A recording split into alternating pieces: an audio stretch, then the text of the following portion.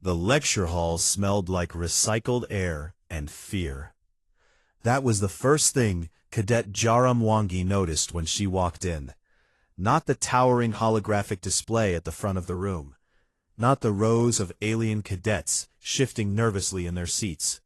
But the smell. A cocktail of chemical stress signals from 40 different species, all packed into one space, all waiting for the same class that every cadet at the Galactic Union Joint Military Academy on Threshold Station dreaded more than live fire drills. Classification: Omega Fauna. She found her usual seat in the back row, dropped her bag on the floor, and leaned back in her chair while the rest of the cadets filed in around her like water flowing around a stone. Tis, a Pelori with translucent skin and 4 nervous eyes, slid into the seat beside her and immediately began tapping his fingers against the desk in a rapid pattern that meant he was terrified. I heard this lecture made a Gorvani faint last cycle, Chiss whispered, his voice a thin reed of sound. Gorvani, do not faint, rumbled Dren from the seat behind them, his massive frame making the reinforced chair groan in protest. We occasionally enter involuntary stasis to protect our higher brain functions from psychological trauma. That is fainting, Jara said. It is not. It absolutely is. The argument died when the lights dimmed and the door at the front of the hall slid open with a hiss that silenced every voice in the room. Senior Instructor Vorath Keel entered the way a warship enters orbit, slowly, deliberately, and with the unspoken promise that everything in the vicinity now existed at his pleasure. He was Sithari, which meant he stood nearly 3 meters tall, with skin like polished obsidian and eyes that glowed a faint amber in the dim light of the lecture hall. And he had been teaching at the academy for longer than most species in the room had possessed. Spaceflight. E-Kired. No notes, no datapad, no materials of any kind. Because Vorath Keel did not need them. Because Vorath Keel had been alive for 400 years and had personally reviewed every major military engagement in the last 3 centuries. And because Vorath Keel believed that an instructor who needed notes was an instructor who did not truly understand his subject. He stopped at the podium and looked out over the cadets the way a surgeon looks at an open wound, with calm, professional detachment and the full knowledge that what came next was going to hurt. Today, he said, and his voice filled the hall without effort, you will learn the most important lesson this academy teaches, and most of you will learn it wrong. He touched the podium once, and the holographic display behind him exploded into light. The creature that materialized in the air above them was a nightmare given form and function. It was enormous, down to fit the room, but the dimensional markers along the edges showed the real thing stood 40 meters at the shoulder, a living fortress of bioluminescent chitin plates layered over muscle dense enough to register on geological sensors. It had no eyes, only a crown of sensory stalks that swept the air like the branches of some terrible tree, and its body pulsed with an inner light that shifted from deep violet to burning white in slow, hypnotic waves. The Vreth car. Half the cadets in the room stopped breathing when it appeared, and Yara could not blame them, because even as a hologram, it radiated something primal, something that bypassed every layer of training and education and civilization, and spoke directly to the small, frightened animal that lived at the core of every thinking being in the galaxy. Run, that animal said. Run, and do not stop. The Vreth car, Vorath Keel said, as if he were introducing a mildly interesting geological formation, is native to the Death World Korvan 9, and it is, by every metric the War Sciences Bureau possesses, the most dangerous macroorganism in charted space. He began to walk slowly along the front of the hall, and the hologram rotated to follow him, displaying the creature from every angle.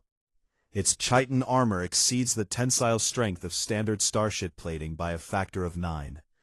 Kinetic rounds shatter against it. Plasma disperses across its surface without penetrating. Chemical agents are metabolized within seconds and converted into additional biomass. He paused and let that sink in. It regenerates catastrophic tissue damage in minutes. It can burrow to a depth of 2 kilometers to escape orbital bombardment and re-emerge unharmed once the barrage ends. It is functionally immune to radiation, vacuum exposure, and extreme pressure. Chiss made a sound beside Jara that was somewhere between a whimper and a prayer. Years. Vorath Keel continued. The Galactic Union has deployed every weapon in its arsenal against the Vrethkar. Kinetic batteries, plasma lances, thermobaric charges, antimatter warheads, focused graviton beams, and in one particularly desperate engagement above the colony world Cethari Prime, a directed solar flare. He stopped walking and faced the class. The Vrethkar survived all of them. Every single engagement ended in retreat or total loss. 14 colony worlds have been permanently abandoned due to Vrethkar infestation. The economic cost is measured in the trillions. The cost in lives is beyond meaningful calculation. He touched the podium again, and the hologram vanished, leaving the hall in sudden, ringing silence. "This is the doctrine," he said, and his amber eyes swept across the rows of cadets like searchlights. "When you encounter a Vrethkar, you do not fight. You do not engage. You do not attempt to slow it down, or distract it, or buy time. You evacuate. You retreat to minimum safe distance. And you pray to whatever powers your species hold sacred that it does not follow." He clasped his 4-fingered hands behind his back. "No weapon in the Galactic Union's arsenal can kill a Vrethkar. This is not theory. This is not opinion. This is 300 years of blood and data. Am I understood?" The hall responded with a chorus of affirmative in 30 different languages.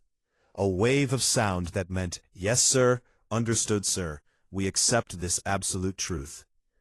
All except one voice. Jara Mwangi said nothing at all.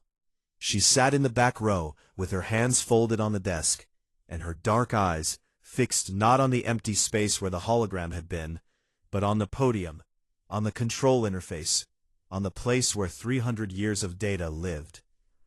After the lecture ended, and the other cadets filed out in haunted silence, she stayed. And when the hall was empty, except for herself and the ancient Cethari instructor, she stood and walked to the front of the room. Vorath Keel looked down at her, this small, soft, unarmored human from an unremarkable world, and waited. "Sir," she said, and her voice was calm and steady. "Permission to access the full sensor archive on the Vrethkar. Everything the Bureau has, every engagement record, every survey report, every footnote." He studied her for a long moment, and in 400 years of teaching he had learned to read the intent behind a question the way a navigator reads the stars. He expected to find defiance in her eyes, or arrogance, or the reckless bravery of youth. He found none of those things. What he found was worse. What he found was curiosity. "Granted," he said, because he could not think of a reason to refuse.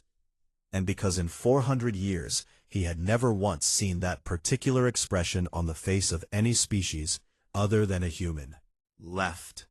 And Vorath Keel stood alone in the empty lecture hall for a very long time, wondering why the back of his neck felt cold. The archive vaults beneath the academy were cold and quiet and endless. Rows upon rows of data terminals stretching into the dim blue light like the rims of some vast sleeping beast. And Jara Mwangi had not left them in 3 days. She had built herself a nest of sorts, a chair dragged from one terminal to another, a blanket stolen from the barracks, a collection of empty nutrient bar wrappers that had grown into a small monument to obsession, and 6 separate holographic displays running simultaneously, each one showing a different failed engagement with a Vrethkar, each one ending the same way: retreat, retreat, total loss, retreat, colony abandoned, retreat. 72 hours of data, and every single record told the same story. The galaxy had thrown everything it had at this creature, and the creature had eaten it all, and asked for seconds. Chiss found her first. He came down the stairs into the vault on the morning of the third day, skin flickering with the pale blue of deep concern, and he stopped at the edge of her nest and stared at her the way one stares at a friend who has clearly lost their mind. "Jara," he said carefully, "you have not slept." "I have slept," she said without looking up from the display. "You have not. Your eyes are doing the thing." "What thing?" "The thing human eyes do when the human has not slept. They get small and red and slightly terrifying." "That is a normal feature of my species, Chiss." "It is not, and you know it." Dren arrived an hour later, filling the doorway of the vault the way a boulder fills a stream. And he took one look at the nest, the wrappers, the 6 glowing displays, and the small red-eyed human at the center of it all. And he sighed with the deep resignation of someone who had known this was going to happen. "The field exam is in 4 days," he said, "and you are down here reading about a creature that cannot be killed instead of preparing for the scenarios that can actually be passed." "I am preparing," Jara said. "You are spiraling. Those are the same thing for humans."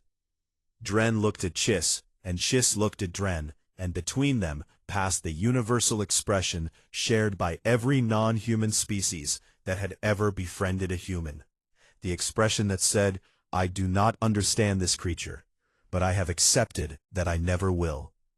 Jara ignored them both because she had found something. It was buried deep, so deep that she suspected no one had looked at it in over a century.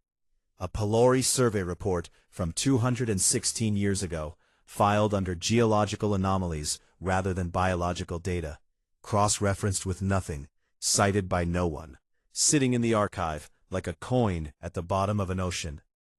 A juvenile Vrethkar had died on Korvan 9. Not from a weapon, not from an attack, not from anything the galaxy would have recognized as a military engagement, but from a geological event. A sudden subsurface temperature inversion had flash-frozen an underground river while the creature was burrowing through it, and the thermal shock had done something that no weapon in 300 years had managed to do. It had caught the creature off guard. The cold had not killed it directly. The Vrethkar could survive extreme temperatures. That was well documented.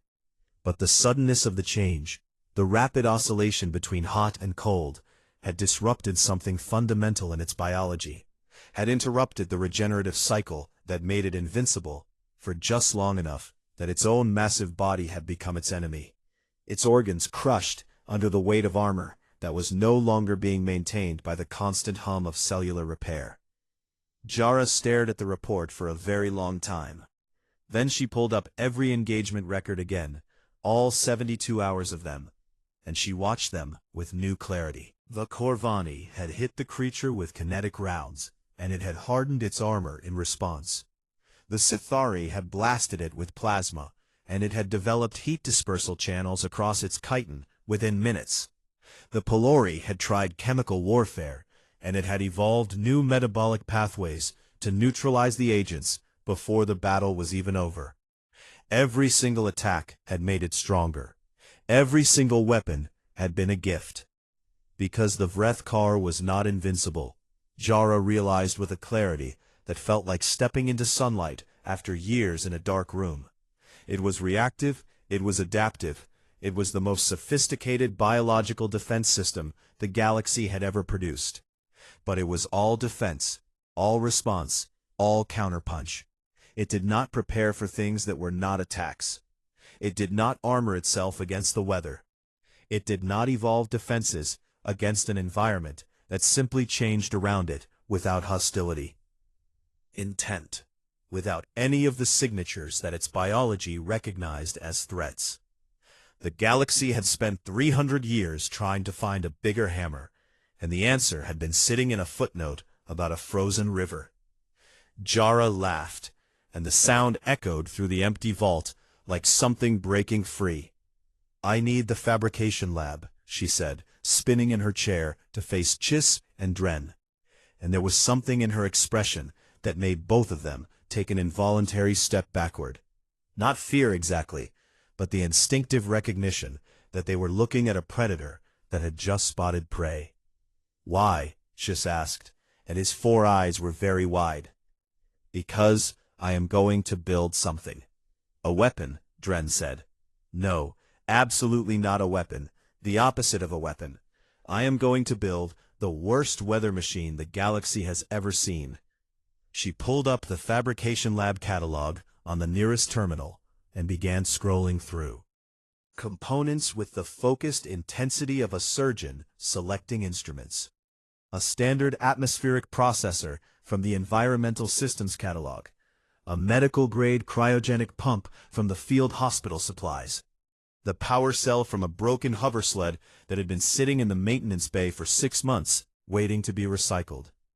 "I am not going to fight it," she said, her fingers flying across the interface. "I am not going to attack it or shoot it, or blast it, or bomb it, or do any of the things that 300 years of very smart people have already tried and failed to do." She looked at her friends with eyes that were red from sleeplessness, and bright with the particular madness that humans called inspiration. "I am going to make it fight itself." Chiss and Dren exchanged another look, and this one was different from the last, because this one contained something that neither of them had expected to feel in connection with a creature as small and soft and fragile as a human. It contained the faint, impossible, irrational stirring of hope. Over the next 36 hours, Jara built her device in the fabrication lab, while Chiss ran the thermal calculations, and Dren carried the heavy components, and both of them pretended they were not terrified. The device did not look like a weapon, because it was not one. It had no barrel, no trigger, no targeting system, no ammunition, no energy beam emitter. Nothing that any military doctrine in the galaxy would have classified as armament. It looked like a box with pipes coming out of it, ugly and improvised, and held together in places with adhesive tape and stubbornness. It was a cryothermal resonance emitter, and it did exactly one thing. It created a localized field of rapid cascading temperature change, hot to cold to hot to cold, over and over, mimicking the geological event that had killed a juvenile Vrethkar 216 years ago in a frozen river, on a world the galaxy had given up on. When she finished, she sat on the floor of the fabrication lab and stared at it, and felt the weight of what she was proposing settle onto her shoulders like a physical thing. She was a middling cadet from an unremarkable world with no natural armor, and no venom, and no telepathy, and she was betting everything on a footnote and a box. Chiss sat down beside her and put one thin, translucent hand on her arm. "Will it work?" he asked. Jara looked at the device, and then at her friend, and then at the ceiling far above them, where somewhere beyond the metal and the vacuum, the stars were burning with ancient, indifferent light. "I have absolutely no idea," she said, "but I read the footnotes, and nobody else did, and that has to count for something." The announcement came on a Tuesday, which Jara had always considered the most treacherous day of any week. Too far from the beginning to still carry the caution of a fresh start, and too far from the end to benefit from the urgency of a deadline. A day when the universe liked to slip things past your guard. The Crucible exam. Every cadet at the academy knew about it the way every soldier knows about their first deployment, as an abstract terror that lives in the future until suddenly, without warning, it lives in the present. The format was straightforward in the way that a hurricane is straightforward. Squads would be dropped onto a quarantined moon with limited gear and given a series of objectives to complete under conditions designed to test every skill the Academy had spent years drilling into them: navigation, survival, coordination, threat assessment, and above all, the ability to make sound decisions when everything around them was falling apart. Grueling, and it was dangerous, and cadets had been injured in previous cycles, sometimes severely, but it was survivable. That was the promise the Academy made to every class, that the Crucible would push them to their absolute limits, but it would not push them past. Until this year. The briefing room was packed when Commandant Surith Val took the podium, a Corvani officer with steel-gray scales and the particular stillness of someone who has made decisions that ended lives and learned to carry them without flinching. She did not waste time. This cycle's crucible will include an additional element, she said, and something in her voice made every cadet in the room sit up straighter. Galactic Union High Command has authorized a modification to the standard scenario in response to the recent loss of colony world Athon V. She touched the display, and a familiar shape materialized in the air above the podium. The Vrethkar, rotating slowly, pulsing with that same hypnotic bioluminescent light that haunted the dreams of every cadet who had survived Vorath Keel's lecture. The room went silent, in the way that rooms go silent when the air itself seems to hold its breath. One squad, the commandant continued, will be deployed to Sector 7 of the exam zone, which contains a dormant adult Vrethkar. The objective is not engagement. The objective is survival and extraction. You will demonstrate mastery of retreat doctrine under live Omega-class conditions. Chiss grabbed Jara's arm so hard, his fingers left marks. Please, he whispered, please let it not be us. The squad assignments were generated by algorithm, a blind, impartial, mathematically random process that did not care about prayers or preferences, or the desperate, silent bargaining of a Pelori cadet who had never wanted anything less in his entire life. Squad 17, Mwangi, Chiss, Dren, Sector 7. Chiss made a sound that was not translatable into any human language, but communicated volumes. Dren said nothing at all, which, for a Gorvani, was the equivalent of screaming.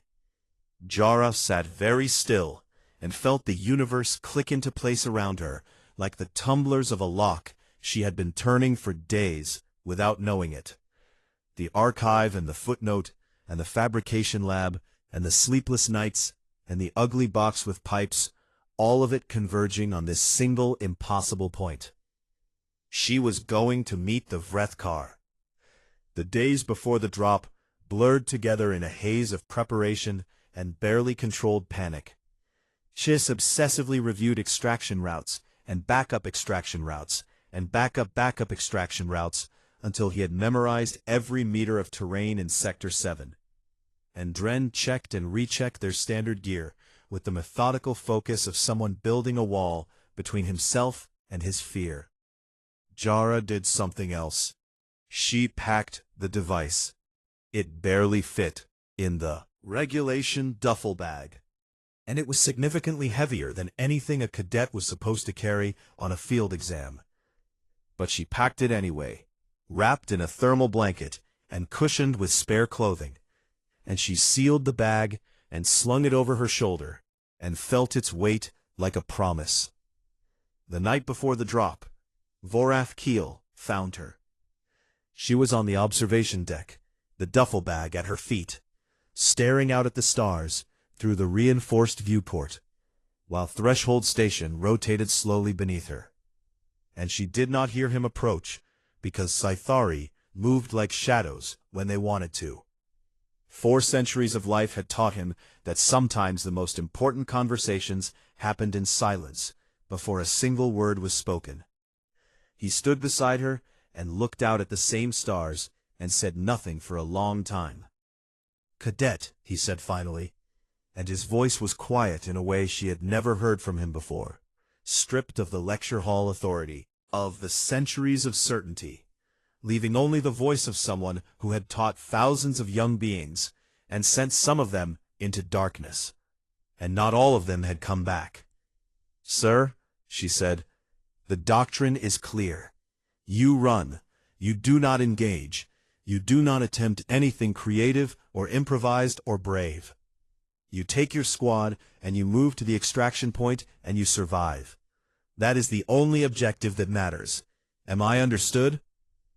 Jara looked at him, and then she looked at the duffel bag at her feet, the one that was too heavy, the one that contained a box with pipes that was not a weapon, and she felt something move through her that was older than training and deeper than doctrine.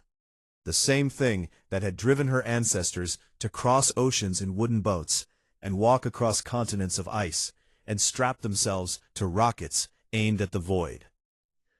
Not courage exactly. Something more stubborn than courage. "With respect, sir," she said, and she bent down and picked up the bag, and settled its weight across her shoulders. I read the footnotes. Vorath Keel looked at her for a long moment, with his amber eyes that had seen 400 years of war and peace and everything between. And he did not order her to put the bag down, and he did not report the weight violation, and he did not invoke his authority as senior instructor to remove her from the squad. He let her go. He stood on the observation deck and watched her walk away with the bag over her shoulder, and her back straight, and her small human frame carrying a weight that should have been impossible. And he did not know why he had let her go, except that something in his chest, something old and quiet and barely remembered, had recognized the look in her eyes. It was the look of someone who was going to do something that could not be done. It was the look that humans wore when they had decided, with the full irrational conviction of their impossible species, that the rules did not apply to them. pp. It was the look that had made humanity the most unsettling species in the galaxy, not because they were strong or fast or armored or venomous, but because they looked at the word impossible and treated it as a personal insult. The dropship launched at dawn. Jara sat in the hold with the duffel bag between her knees, and Chiss vibrating with terror on her left, and Dren sitting in stone-faced silence on her right. And below them a quarantined moon grew larger in the viewport, gray and scarred, and hiding something in its depths that the entire galaxy had agreed could never be killed. She put one hand on the bag and felt the device inside it, the ugly box with pipes, the weather machine, the footnote made real. "I want you both to know something," she said, raising her voice over the roar of atmospheric entry. "Please, do not say anything inspiring," Chiss begged. "I will lose all remaining composure." "Was going to say that whatever happens down there, I am glad it is us. I am glad it is this squad, because nobody else in the galaxy would be crazy enough to follow a human into a fight with a god." "You said it was not a fight," Dren said. "It is not." "Then why does it feel like one?" Jara smiled, and the dropship shook around them, and the ground rushed up to meet them like a fist. "Because that is what humans do," she said. "We make everything feel like a fight, even the weather." They hit the ground wrong. The dropship's navigation system, calibrated for standard terrain mapping, had not accounted for the seismic instability of Sector 7, the constant low tremors that rippled through the moon's crust like the breathing of something vast and sleeping beneath the surface. And the landing zone shifted 3 kilometers east of target during final descent, which put them in a rocky basin surrounded by jagged ridges instead of the open plain they had planned for. 3 kilometers closer to the nest. Jara knew it the moment her boots hit dirt, because she could feel it through the soles of her feet. A vibration that was not geological, not tectonic, not the natural shifting of rock and magma, but something alive, something with a rhythm that pulsed like a heartbeat the size of a mountain. "We are too close," Dren said, and for the first time since she had known him, there was something in his voice that she had never heard from a Gorvani. Not fear, exactly, but the recognition of a predator so far beyond his own capacity that even his species' legendary combat instincts were telling him to flee. Chiss did not speak at all. His translucent skin had gone completely white, drained of color, and his 4 eyes were fixed on the ground beneath his feet, where the vibrations were growing stronger with each passing second. "Move," Jara said, and she pulled the duffel bag off her shoulder and gripped it in both hands. "West, there is a ravine system, 400 meters that direction. Narrow walls, natural choke point, solid rock floor. That is where we make our stand." "Stand," Chiss repeated, and the word came out as a whisper. "You said we were not fighting it." "We are not." We are changing the weather. Now move. 400 meters across broken terrain, with a bag that weighed more than regulation, and tremors that were growing stronger with every step. Vibrations, the way a musician counts beats, tracking the rhythm, measuring the intervals, because the data from the archive had told her something important. The Vrethkar did not wake up all at once. It surfaced in stages, each one announced by a stronger pulse, and they had maybe 10 minutes before the final stage brought 40 meters of bioluminescent nightmare out of the ground and into the open air. They reached the ravine with 7 minutes to spare. It was perfect, narrow enough that the creature would have to approach from one direction, deep enough that the rock walls would help contain the thermal field, and the floor was solid basalt, dense and stable, exactly what she needed. "Set it up," she told Dren, and he pulled the device from the bag with hands that were steady, because Gorvani hands were always steady, even when the rest of them was screaming. And he placed it on the ground at the center of the ravine where Jara pointed. "The thermal calculations. The emitter has 3 settings, and I need you to tell me which frequency matches the geological data from the Pellery survey. The oscillation has to be precise. Too slow and it will adapt. Too fast and the power cell burns out before we finish." "Before we finish what?" Schiss asked, his fingers already moving across the device's crude interface, because even terrified beyond rational thought, he was still Pellery, and Pellery could not resist a calculation. "Before it dies," Jara said. The ground split open 6 minutes later. It did not erupt, or explode, or crack. It opened like a mouth, like the moon itself was yawning, and from the darkness beneath came a sound that Jara felt in her teeth and her bones and the empty spaces between her thoughts. A sound so low and so vast that it was less heard than experienced, a vibration that said, "I am here, and I am everything, and you are nothing." The Vrethkar rose from the earth like a god, being born. The hollows had not prepared her. Nothing could have prepared her, because the hollows did not capture the sheer physical presence of the creature, the way it displaced the air around it, the way the light bent near its body, the way its bioluminescent chitin pulsed with colors that had no name in any language she spoke, shifting from violet to white to something beyond white, something that burned the edges of her vision and made her hindbrain scream with a terror so pure it was almost beautiful.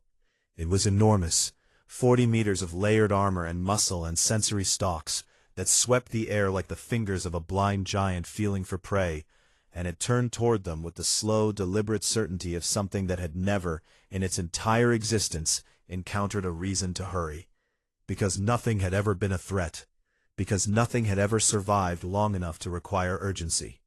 "Jara," Dren said, and his voice was very calm and very quiet. "It is looking at us. I know. It is coming toward us. I know. Should we perhaps consider the doctrine of retreat that our extremely qualified instructor specifically and repeatedly told us to follow?" "No, Schiss, frequency." "Setting 2, Schiss said, his voice cracking. "Oscillation cycle of 4 seconds. Hot, cold, matching the thermal profile from the survey, with a 7% margin for the increased mass of an adult specimen." "Good enough." Jara knelt beside the device and put her hand on the activation switch and looked up at the Vrethkar as it entered the mouth of the ravine, filling it, blocking out the sky, and for one single heartbeat she felt the full weight of what she was doing. One human, one box with pipes, against 300 years of absolute certainty. Then she flipped the switch. Nothing visible happened. There was no beam, no blast, no flash of light, no dramatic display of force. The device hummed, a low, steady sound that was almost peaceful, and the air in the ravine simply changed. The temperature dropped, plunged, crashed from ambient to freezing in less than a second, and frost crystallized on the rock walls, and on Jara's skin, and on the chitin of the Vrethkar as it advanced. Then it reversed. The cold vanished and heat flooded in. Not fire, not plasma, not an attack. Just heat, like a door had opened into a furnace, and the frost evaporated into steam that filled the ravine like fog. Then cold again, then hot, then hot, then hot. Over and over, every 4 seconds a cascading wave of thermal change that rolled through the ravine like the tide of some impossible ocean, and the Vrethkar walked into it the way it walked into everything, with absolute confidence, with the certainty of a creature that had never been harmed by anything the galaxy could produce. Its armor did not harden. Its regeneration did not trigger. Its adaptive biology, the most sophisticated defense system evolution had ever created, sat silent and still, because this was not an attack. There was no kinetic force, no energy beam, no chemical agent, nothing that matched any of the threat signatures that 300 million years of evolution had taught it to recognize. It was just weather, and weather was not dangerous, until it was. The first crack appeared on the creature's forward chitin plate 60 seconds in, a thin line, barely visible, spreading across the surface like a fracture in ice. Because chitin that expanded in heat and contracted in cold could not do both simultaneously, could not keep up with changes that came every 4 seconds, could not maintain structural integrity when the thermal gradient was pulling it in 2 directions at once. The Vrethkar paused. For the first time in the engagement, for the first time in perhaps its entire life, it hesitated. Cracks appeared. Across its flanks, along the joints where the armor plates met, spreading in a web of fractures that pulsed with dim bioluminescent light leaking from the tissue beneath. And the creature made a sound that none of them had ever heard in any recording, a sound that was not a roar or a scream, but something lower, something confused, something that sounded almost like a question. It tried to burrow, instinct driving it downward, away from the surface, toward the deep earth where it had always been safe. But the emitter followed it, flooding the ground with the same cascading inversion, and the basalt floor of the ravine conducted the thermal waves even more efficiently than the air. Its regeneration sputtered, activated, failed, activated again, failed again, like an engine trying to start in the cold, cycling uselessly, unable to lock on to a stable state because the conditions kept changing, because every 4 seconds the rules were different. Without regeneration, gravity became the enemy. 40 meters of armor and muscle and biological machinery, all of it maintained by a constant cellular repair process that had been running without interruption since the creature's birth, suddenly unsupported, suddenly subject to the same laws of physics that governed every other living thing in the universe. Its own weight began to crush it.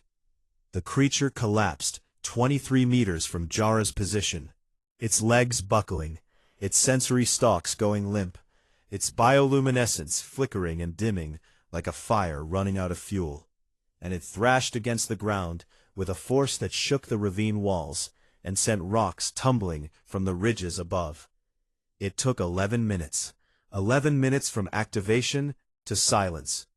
The first Vrethkar killed in 300 years of recorded galactic history died not from a weapon, not from an attack, not from any act of violence, but from a weather machine built in a school workshop by a cadet who read a footnote.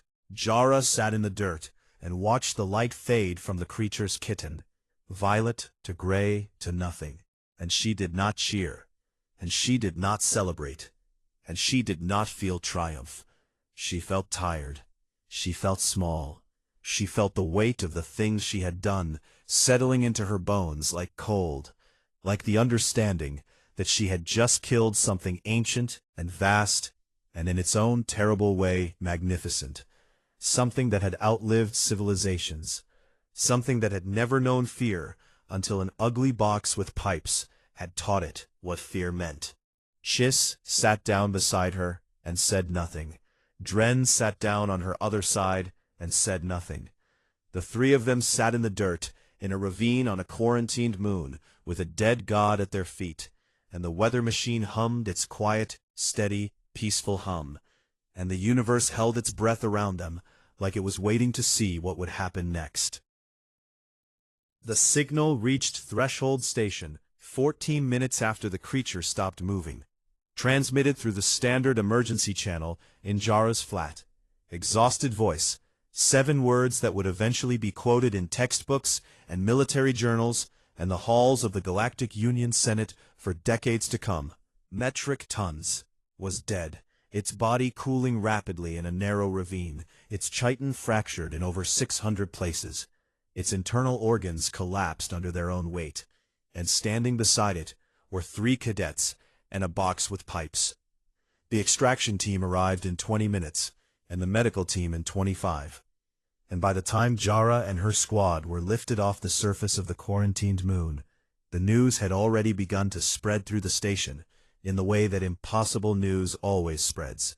Not through official channels, but through whispers, through glances, through the quiet electric current of disbelief that runs through a community when the ground beneath their feet shifts. A human killed a Vrethkar. Not a fleet, not an armada, not a planetary defense grid, not an orbital bombardment array. A cadet, a student, a 23-year-old from the East African orbital territories, with middling grades and no natural weapons, and a device she had built from spare parts in the school workshop. By the time Jara's feet touched the deck of Threshold Station, the Galactic Union War Sciences Bureau had already convened an emergency session. The Senate Committee on Colonial Defense had requested a full briefing, and 4 separate colony worlds, marked for permanent abandonment, had filed preliminary petitions for reassessment. The inquiry board was assembled within 48 hours. It was held in the Academy's formal hearing chamber, a circular room with rising tiers of seats that made the person standing at the center feel very small, which was the point, because the chamber was designed for accountability, and accountability required vulnerability. Jara stood at the center and looked up at the ring of faces above her.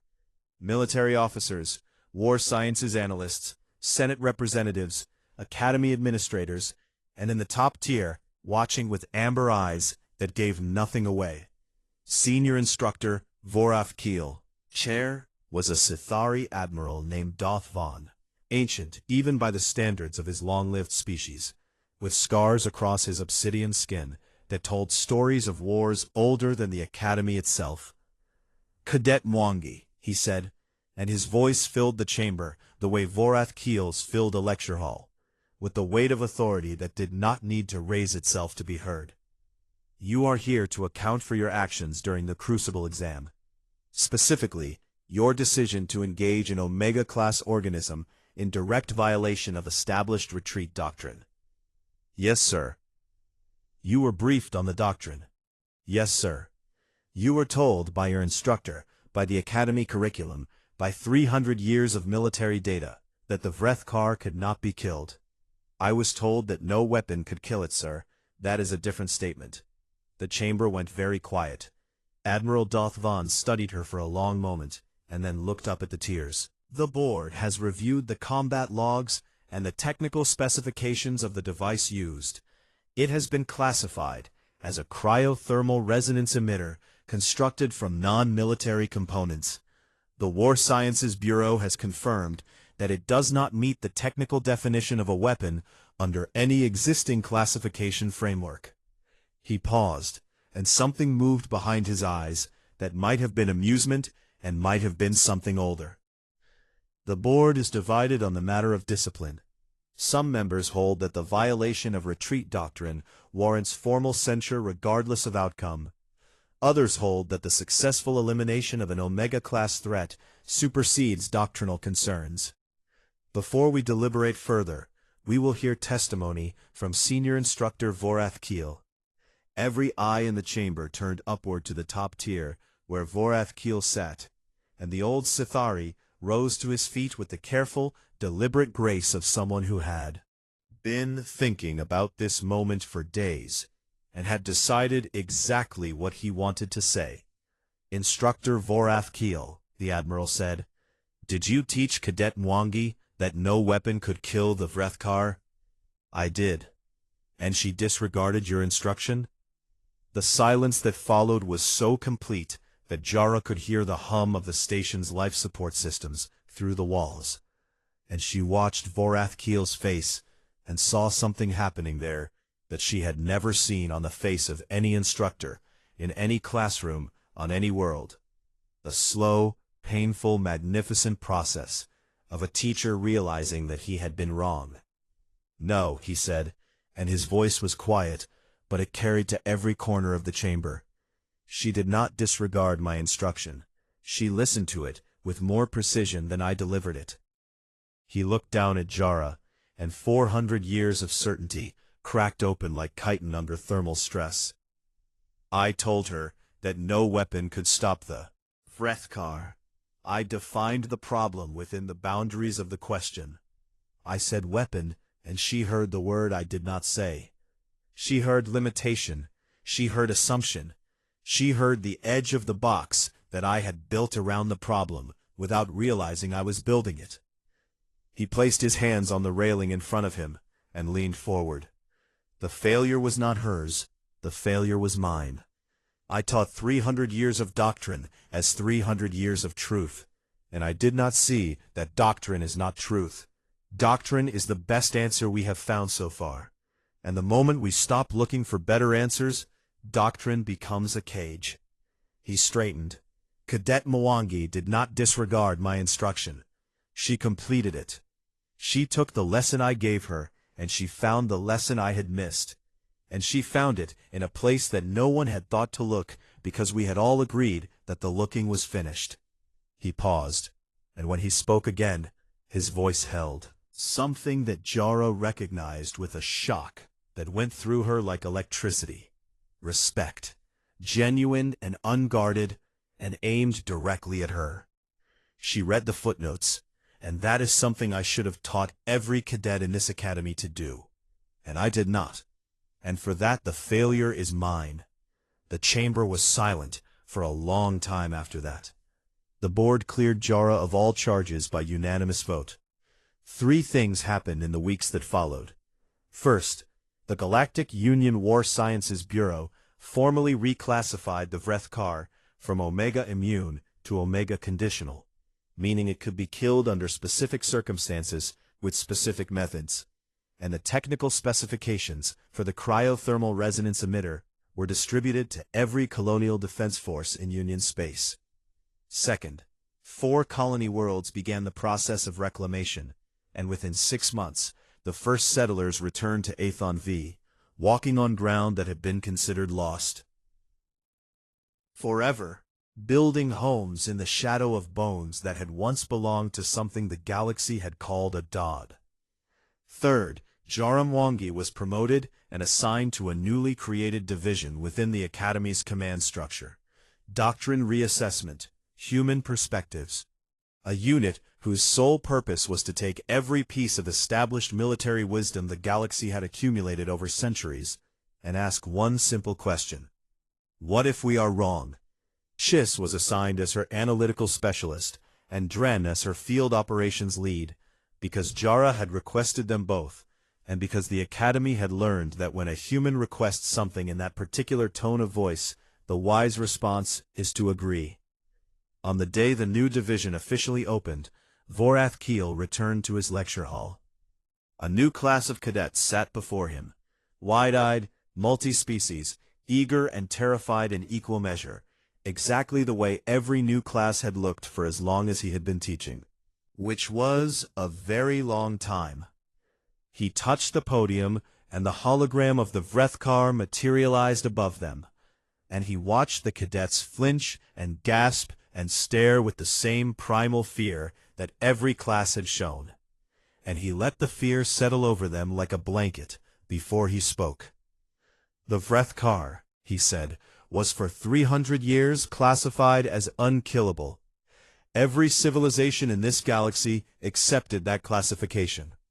Every species followed the doctrine of retreat. Every instructor at this academy, including myself, taught that doctrine as absolute and unquestionable truth. He paused and touched the podium again. The hologram changed.